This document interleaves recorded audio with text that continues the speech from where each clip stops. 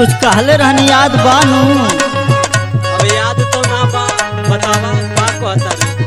अरे हमेशा तू भूल जाला हो, ध्यानवा यही रहा कि कहीं और हो। नहीं ध्यानवा तो रही पर रहा। बताओ बताओ का कहता। सुना सुनावा। असरा लगौले पानी राजा कई साल से।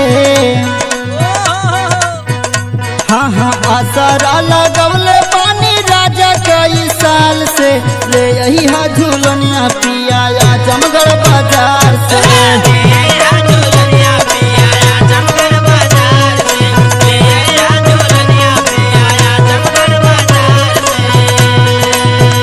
अरे आजमगढ़ बाजार से हो, आजमगढ़ बाजार से।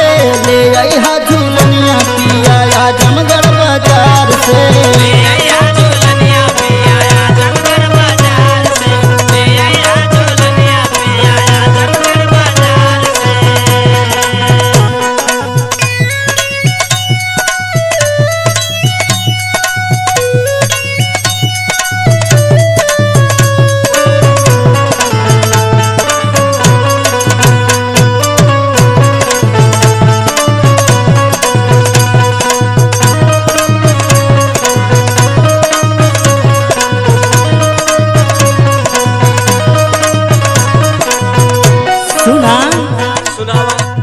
हमेशा कहिला तू कौनो न कौनो बहाना या कौनो बात के टाल देला, ठीक है। अरे पगली आजमगढ़ जाए ना पावत है। हाँ सुना ओठवा के लाली राजा लइहा चटकदार हो।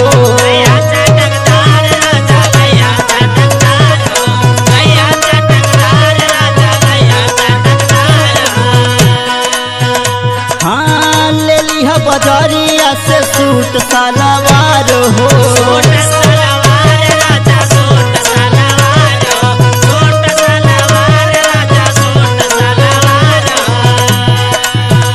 तोहरे तो कुछ ना याद रहा। अरे जितना दूसरे पे ध्यान देला उतना हम पे ध्यान देता तो काहे ऐसा दिन न देखे पड़त। अरे ऐसा कोनो बात ना, बोल बोल। सुना सुनाओ। हाँ ओठवा के लाली राजा लिहा चटकदार हो।